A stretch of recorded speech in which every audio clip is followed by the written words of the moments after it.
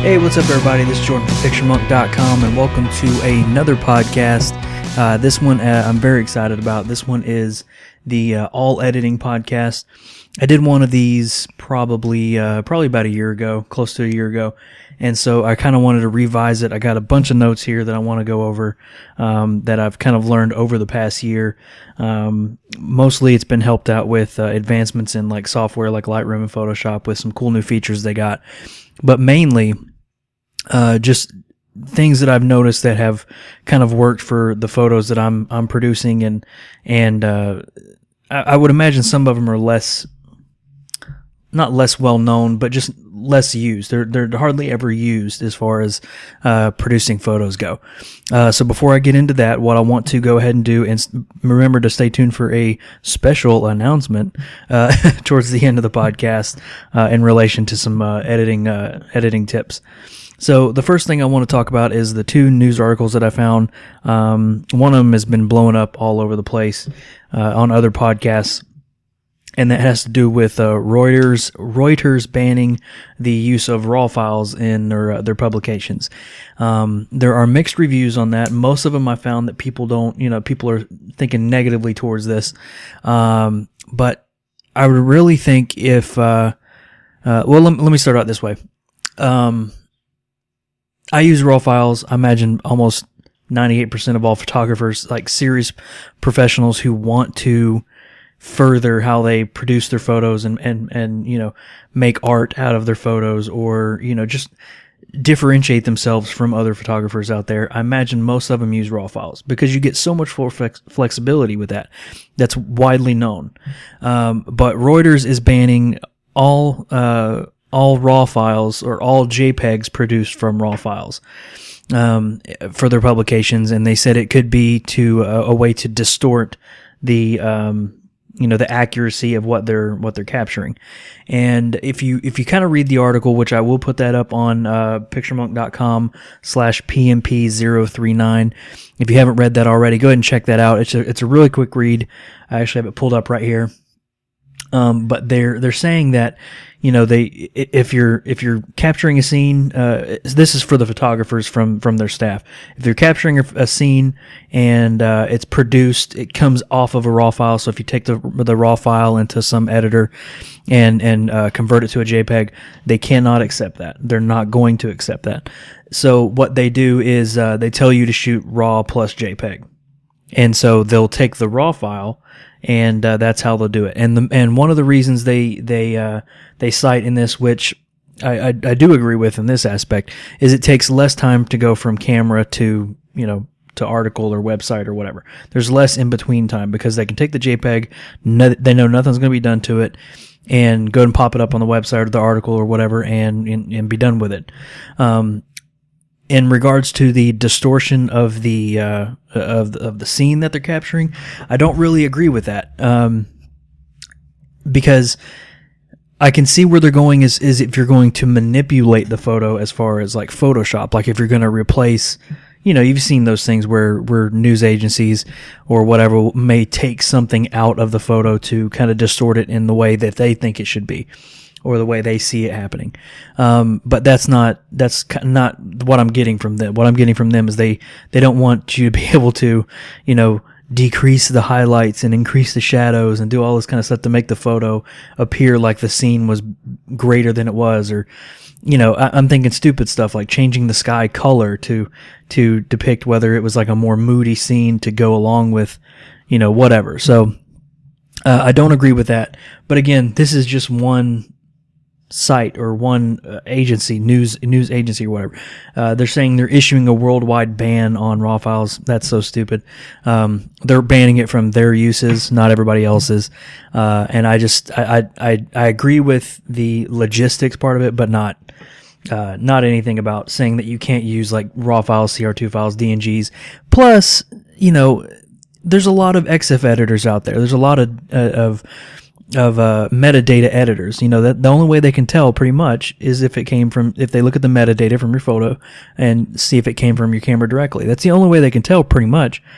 And that stuff can be so faked. Like for example, I have an XF editor on my computer, and the only reason I have it is because I needed to fake something. I'm not proud of it, But it was for a project or a school project that needed to be done. And just real quick, I was taking a time lapse photo, or I was taking a night photo, and the stars were streaking across the sky. I wanted to get that circular motion of the stars, and I took one photo that worked out properly, and I took another photo that it was the one I was going to use. Because I composed it differently, and it looked just all around better. But when I got back to the computer, there were some issues with importing in Lightroom, and then all of a sudden it was deleted from the card, and then I couldn't get it back from the card, and all this stuff. So I had to use the other one, but I had to change how long the duration was on my photo on the back end. So instead of it saying it was 30 seconds long or whatever, I had to make it say it was 3 minutes long, because that's the challenge that I was given. So I'm not proud of it, but that's what I had to do. So, and the professor looked at the metadata, and he was like, "Wow, you did a 3 minute exposure, and he still was able to keep the detail and all stuff." So he bought it. Granted, he's not a news organization, but he bought it. So again, that stuff can be faked. It's not. It's their agency. They can do whatever they want to, but it's stupid. It's pretty much stupid. So, but yeah, I just wanted to give you guys a little update on that one. The next one's going to be real quick. It's actually Amazon. If you're an Amazon Prime member, you have access to unlimited photo storage on, the Amazon cloud service. And so, for example, I have a Prime membership. I've had it for 3-4 years, something like that. And, tell you the truth, I've never really taken advantage of it. But, now if you have an Amazon Prime membership, you can share your photo sharing. So if you have somebody else in the household that wants to be able to upload photos under their username or their Amazon account, but use your photo storage, it's unlimited, so you're not going to fill it up. You can actually do that. It's the same method as far as giving somebody shipping rights. So if you have an Amazon Prime membership and you order a lot from Amazon, you get the free 2-day shipping. You can actually share that with up to, I think, 5 people, 3 or 5 people, something like that. You can actually share it with them, and they have that option as far as when they log into their Amazon account. So now you can have unlimited photo storage, and you can share that with a group of people, and you can upload stuff to Amazon just to have it a safe place to store stuff, and it's unlimited, and you actually can restore raw files. So I have a whole bunch of raw files that I can't bear to get rid of, even though I haven't touched them in forever. I'll probably go ahead and load them up there. Why not? Get them off the camera, or get them off the computer, and get them off the hard drive there.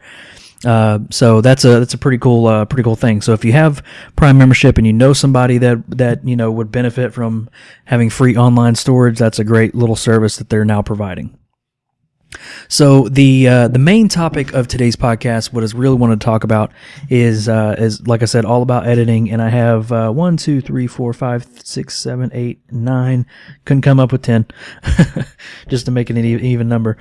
But I got a little 9 things that I've kind of written down over the past couple months or so that have really helped me, propel my work forward and kind of get me thinking differently than just this slider here, this slider there. So the first thing, and some of these are, I will say, are kind of a rollover of the editing podcast that I did a while back. But I kind of wanted to just bring these back up because they are really helpful, and a lot of people don't really take advantage of it. So the first thing is snapshots. This is a Lightroom thing. Definitely use your snapshots. I use them often. There's actually a lot of probably about 4 or 5 videos that I have coming out that I have queued up that are talking about how I edit. I like doing how I edit videos, and apparently those are really popular on YouTube. So I've done about 4 or 5 of those, and in all 4 or 5 of them, I've used my snapshots to make variations of a photo. Mainly it's because I'll do a black and white and a color just to kind of play with it. And that saves space because you're not using a virtual copy, and you're not making duplicates. You're not crowding up your library.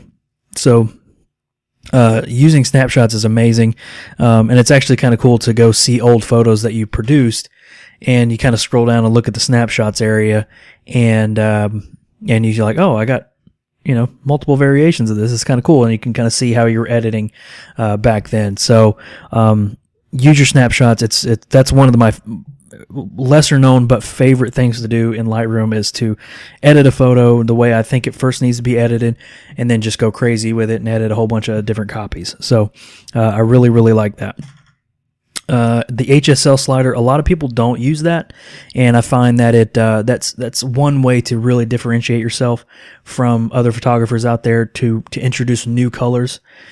And so, for example, the HSL slider is hue, saturation, and luminance, and especially the hue. That's one method in Lightroom, at least, that is one of the best ways to change. For it's fall now, or kind of going into winter, but there are still some leaves on the trees I can see out the window there. That's one way to really differentiate the way your leaves look in your colors, or in your photos. The leaf color looks. That's one way to change that. You can take a sort of a boring sky and change the colors along with the white balance to make the sky more punchy and just all around great. So I don't really use the luminance part as much, but definitely the hue and the saturation, I'll kind of bump that up individually.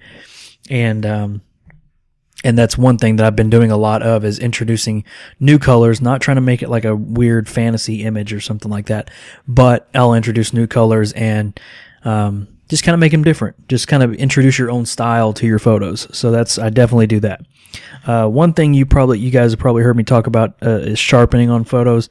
I do that. I kind of have a set benchmark, I guess, of where I want to sharpen my photos, and so I do see a lot of people not sharpening your photos, and I think that's kind of not a bad thing, but I think you're kind of missing out, because sharpening your photos, it does what it said to do. It makes your photos really sharp, tack sharp, and just gives you greater detail. And one of my presets that I have is, whenever I import into Lightroom, it automatically sharpens, and so I'll have it set to sharpening mount of 100 and then the radius of 1.5. It's kind of an overall sharpening, and then I can kind of play with the masking to see if I want to get like detail around the edges, or just want to have the whole thing sharp.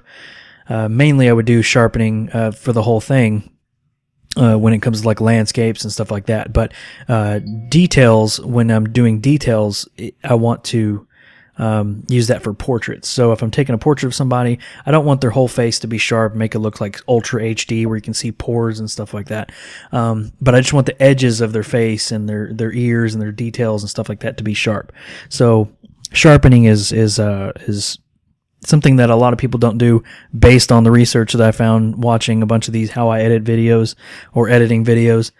A lot of people don't even touch the sharpening, so I just think you're kind of missing out. If you haven't really played with that much, just start playing around with it. Just start messing around and see what you can kind of pull off there. The next one I have is kind of messing around with your clipping. So clipping is when you have a photo and you're increasing the contrast, and you are doing it individually with the black slider and the white slider instead of using the contrast slider. So if you do the black slider and the white slider, there's a point where you can introduce pure white or pure black to your photos. There's a time and a place for that, especially when it comes to nighttime photos. I don't really care how it looks if I'm clipping a little bit of the blacks or whatever. Definitely with the whites, you want the stars to be, really bright white. But a lot of people will clip their photo, and so like if you're printing it or whatever, you have, black is represented at 0 on a scale, and white is 255, I think is what it is. You kind of don't want it to be 0 and 255. You want to have everything kind of in the middle there. So I'll try to never have too solid black, too solid white, and that can be easily viewed by the histogram in Lightroom or Photoshop. You can kind of see if you have a whole lot going on the left, then you have too much blacks. If you have a whole lot going on the right, you have too much white. So you kind of want to kind of balance that out with the exposure and the highlights and stuff like that to see if you can try not to clip. And so I've seen a lot of people do that where they clip, and I just, especially when you print it out, it kind of makes it look muddy. So depending on who you print with, so that's a definite thing that you can try to avoid there. The next one is I don't know if it's something that I've learned that I'm implementing a whole lot of, but I'm starting to roll it into some of my photos, and it's a cinematic look into your photos. I don't have a preset for this. I'll probably create one because I'm trying to use it so often. And basically, what I found is a cinematic look is a slightly desaturated image, and you have, if you ever seen the tilt shift effect, it kind of blurs out the top and the bottom and kind of, makes your eye go towards the center of the photo. So what I found that the cinematic effect is you have a slightly desaturated image, you blur the sides of your photo just a little bit, not go crazy, but just the sides of your photo, so the left and the right side, and then you also add a slight vignette on a darkened vignette on the edges of your image. The photos that I have done to it, I found that it's like an instant like movie effect. So I'm gonna create a preset for that because I've been using it so much. So if you're in Lightroom or you're in Photoshop, go ahead and try that out. I have a weird ant crawling on my screen. If you're it kind of threw me off guard there. So if you're trying that out, again, slightly desaturate it, blur the edges, and put a vignette around the whole photo, and you kind of get a cool little effect going on to it.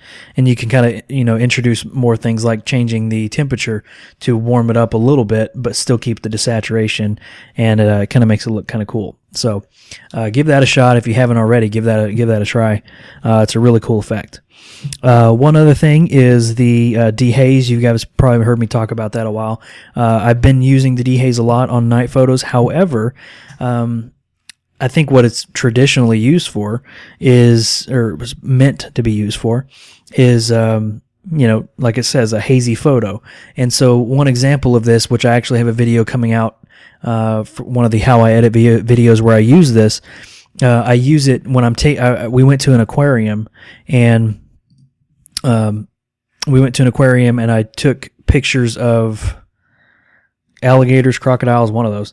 And I was taking a picture, but it was through a really, really crappy glass. The stupid glass that they have in front of. It doesn't look like it's been cleaned since Hitler was here. It's crazy. It's so long that stuff's been cleaned, and it just splashes water everywhere, and I don't know. It's a gross glass, but I had to get a photo of the alligators because they look so cool. They got all the cool textures to them and stuff. So I took a picture right up against the glass to try to minimize glare, and then I brought it into Lightroom and put the dehaze slide on there, and it was like the glass was never there.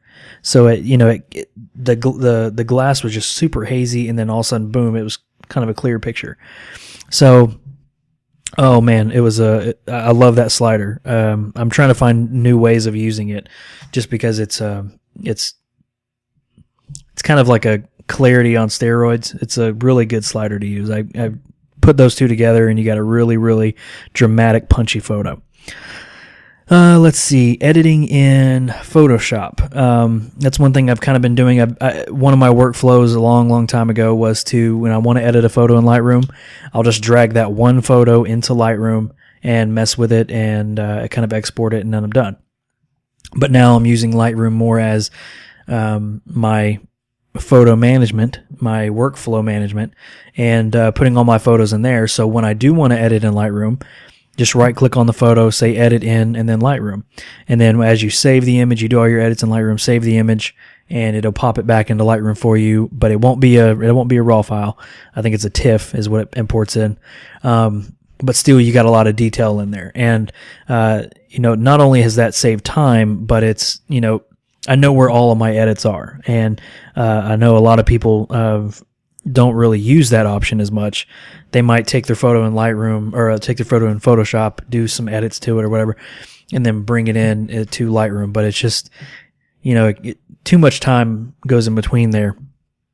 And it could definitely be reworked a different way. So definitely use that option. Again, just go into your Lightroom library, right-click on the photo, and choose Edit in Photoshop, and you'll get all the benefits of editing in Photoshop and then bumping it right into Lightroom.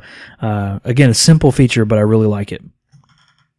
And one of the last main things I want to talk about is the stay away from the one-to-one. And what I mean by that is pixel peeping. Stay away from pixel peeping. That's it. That's ruined some of my photos in the past. I could have had a really, really great photo, and I'll zoom into one-to-one and look at the individual details. I'm like, oh God, it's got so much noise in there. When in reality, it did not have hardly any noise. But I got so much noise, and then I'll mess with the luminance slider to try to take away some of the noise, and then it'll be muddy, and then I'll try to sharpen it more, and then you kind of got to stay away from that because it's ruined a whole lot of my photos. I've thrown a bunch of the raw files in the trash bin and got rid of them because I was like, it's just too noisy. I can't do anything with it, and it's all because I was looking at it one-to-one. Hardly ever are you going to look at it one-to-one. You may, even if you print it out, you're never going to look at it one-to-one. And if you are looking at it one-to-one, then you are doing, you're pixel peeping for a purpose. You should be pixel peeping for a purpose. Sure, zooming into one-to-one to check focus and make sure you got the focus right, that's totally fine. But yeah, I would stay at 100% visibility on the photo and edit from there and scroll around to make sure I was getting all the spots. And that's just stupid. I was an idiot. So, try to stay away from that because it's gonna make you think your photos aren't good enough. And that's exactly what it did to me. So again, stay away from that. Just edit on the main view, check your focus by zooming in, that's fine. But then, kind of stay out and just view the whole overall image. And so the last thing I want to do is talk about presets, and this is going to be a little self-promotion. Going to go ahead and put that out there. But presets are definitely a big thing in my workflow. I'm trying to not use some of my presets right now so I can develop more. And it's it seems like I'm developing a new preset every time I edit a photo because I'm learning a new technique, learning a new way of looking at photo editing. So today is Tuesday, the 24th, I think. Monday, 23rd, yeah. The 24th, Tuesday the 24th is when this podcast comes out. And if you're following me on Facebook, Twitter, all that stuff, you'll see that I've put a before and after of a couple photos that I've done. And I'm going to be doing that all the way up until Black Friday. And what I'm doing is showing you examples of presets that I've created, and they're really great. They're really working out. I spent many hours on these presets trying to get them just right, and I think I've developed a really good amount of quality presets. So if you're big into using Lightroom presets, make sure you check PictureMonk.com on Friday, Black Friday. I'm going to run a Black Friday sale, a preset deal on Black Friday, and you get 100 presets for $19.99, no tax, no nothing, just $19.99 straight. And that's for the new 2016 Lightroom presets that are going to be out. And also my 2015, my Volume 1 presets, those are going to be discounted to $9.99. So you can actually get all 181 presets for $30, or yeah, $30. You can get all of that for $30, which is a just awesome deal. And I'm telling you, man, they're really, really quality presets.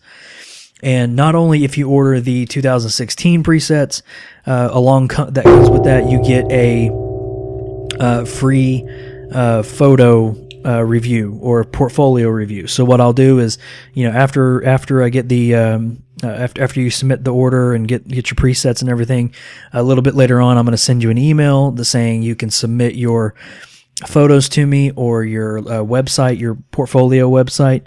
And what I'll do is I'll record a video of me going over your site, and you can use the the video for whatever you want, just for informational purposes. You can upload it to a YouTube channel, whatever. I might ask you if I can upload it to my channel. Just I have to get your permission first. But again, you get that free, and that's normally like a $50 value from other people who are out there doing professional photo reviews for individuals. So again, Black Friday, the sale runs until Sunday, the following Sunday, and that goes off at midnight Eastern Standard Time. But just go check it out. I'll have a video that you guys can look out. But if you're following me on Instagram, or if you're following me on Facebook, Twitter, all that stuff, if you're following me there, you'll get a notification. You'll also get a notification via podcast, just to let you guys know, to remember that the sale is going on. And yeah, just check it out. It's going to be a really good thing. I'll remember to post a video of that as well, so you guys can see some of the presets. And hope you enjoy them. It's a really great deal, and I've worked very, very long on these, trying to catch some sleep in between time of taking care of my son and working on these presets. I think everything's going to turn out pretty well. So thanks again, guys, for joining me for this podcast. I hope you enjoyed some of these tips, and I've kind of really enjoyed doing this one. It was kind of a nice podcast. I've been waiting to do something like this. So be sure to rate the podcast. Go to PictureMonk.com/podcast. And you'll be able to see where you can listen to it at: iTunes, Stitcher. You can subscribe by RSS, all that stuff. And visit PictureMonk.com for some more cool photography stuff. And that's about it, guys. Thank you guys again for joining me, and I will see you guys next week.